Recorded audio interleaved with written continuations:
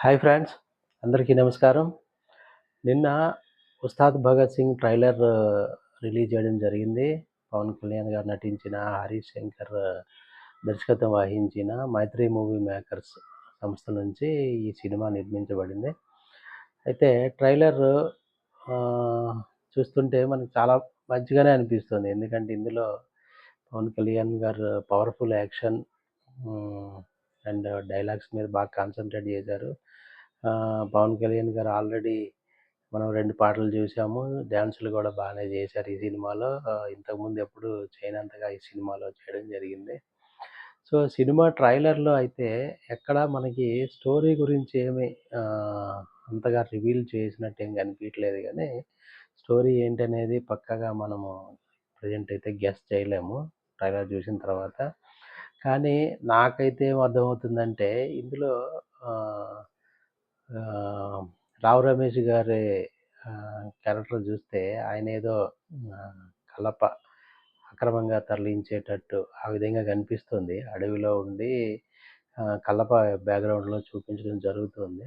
So, ఈ కలప అడవి సంపదని అక్రమంగా తరలించే అదొక వాళ్ళొక గ్యాంగ్ లాగుండి వాళ్ళని మన పోలీస్ ఆఫీసర్‌గా పవన్ కళ్యాణ్ గారు ఎలా ఎదుర్కొన్నారు ఏంటనేది అదొక పాయింట్ ఉండుంటుంది.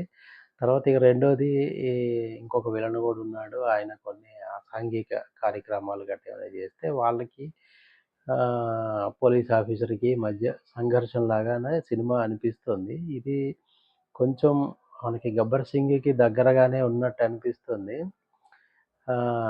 కాకపోతే చూడాలి ఈసారి ఏ ఎలిమెంట్స్ తీసుకున్నారు అనేది. అప్పుడు గూడా 'గబ్బర్ సింగ్‌లో' గూడా సేమ్ విలను ఒక ఆహ్, అసాంఘిక కార్యక్రమాలు చేస్తూ రాజకీయ నాయకుడిగా ఎదగాలనుకుంటాడు. దాన్ని అప్పుడు పోలీస్ ఆఫీసర్‌గా పవన్ కళ్యాణ్ గారు గూడా 'గబ్బర్ సింగ్' సినిమాలో గూడా సేమ్ అడ్డుకోవడం జరిగింది. సో, ఇప్పుడు గూడా అలాగే అనిపిస్తుంది. కాపోతే ఈసారి ఈ విలను ఎటువంటి అసాంఘిక కార్యక్రమాలకు పాల్పడుతున్నాడు, దాన్ని ఒక పోలీస్ ఆఫీసర్‌గా ఆహ్, ఈయన పవన్ కళ్యాణ్ గారు ఏ విధంగా దాన్ని అడ్డుకుంటున్నారు అనే దాని మీదే స్టోరీ ఉన్నట్టుంది ఎక్కువగా. ఆహ్, కాకపోతే మనకు కంప్లీట్ స్టోరీ అయితే ఏం తెలియట్లేదు. ఇందులో హీరోయిన్ రోల్ ఏంటి? రాశి ఖన్నా గారి రోల్ ఏంటి? అనేది కొద్దిగా క్లారిటీ అయితే లేదు. ట్రైలర్‌లో అయితే చూపించలేదింకా. దాన్ని కొద్దిగా హిడెన్ పార్ట్ కిందయితే ఉంచారు సస్పెన్స్ కింద. సో, ఓవరాల్‌గా చూసుకుంటే ట్రైలర్ అయితే బావుంది. కొన్ని మంచి డైలాగ్స్ గూడా ఉన్నాయి. ఆహ్, అది 'ఇరగదీసే నక్షత్రము' అనే టైప్ ఒక డైలాగ్ గూడా ఉంది. అదైతే మంచిగుంది. కొత్తగుంది గూడా డైలాగు. సో, అలాంటి మంచి ఎలిమెంట్స్ కమర్షియల్ ఎంటర్‌టైన్‌మెంట్ అనేదైతే క్లియర్‌గా అర్థమవుతుంది. ఇదేది మెసేజ్ ఓరియెంటెడ్ ఇంకా పాన్ ఇండియా ఓరియెంటెడ్ సబ్జెక్ట్ అయితే గాదు గానీ, లోకల్ ఇష్యూస్ మీదే సినిమా ఫోకస్ జేసినట్టుంది. కాతే ఒక కమర్షియల్ సినిమాకి కావాల్సిన అన్ని ఎలిమెంట్స్ అయితే ఉన్నాయనిపిస్తుంది. డాన్స్, ఫైట్స్, డైలాగ్స్ కాతే కొంచెం స్టోరీ ఏమైనా మంచిగా ఉండుంటే సినిమా మాత్రం పెద్ద బ్లాక్ బస్టర్ హిట్ అయ్యే ఛాన్స్ ఉంది.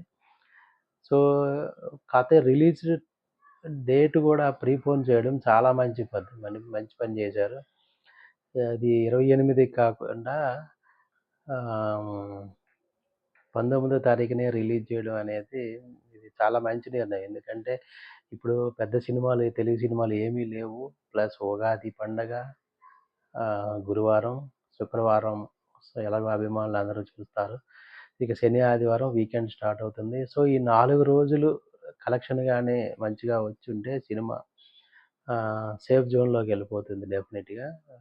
సో, నెక్స్ట్ వీక్ అంతా గూడా ఇక సమ్మర్ హాలిడేసు గూడా స్టార్ట్ అవుతున్నాయి గాబట్టి, ఒక 2, 3 వారాల వరకైతే సినిమా ప్రాబ్లమ్ లేదు. కొంచెం ఏమాత్రం పాజిటివ్ టాక్ వచ్చినా సరే, మంచి కలెక్షన్స్ రాబట్టే ఛాన్స్ అయితే ఉంది. సో, ఇది ఈరోజు ఆదివారం ప్రీ రిలీజ్ ఈవెంట్ గూడా ఉన్నట్టుంది. ఇంక చూడాలి. డైరెక్టర్ గాని, మేకర్స్ గాని సినిమా గురించి ఇంకేమైనా డీటెయిల్‌గా ఎక్స్‌ప్లెయిన్ చేసే అవకాశం ఉందేమో చూద్దాం. ప్రెజెంట్ అయితే ట్రైలర్ అయితే మాత్రం చాలా బావుంది.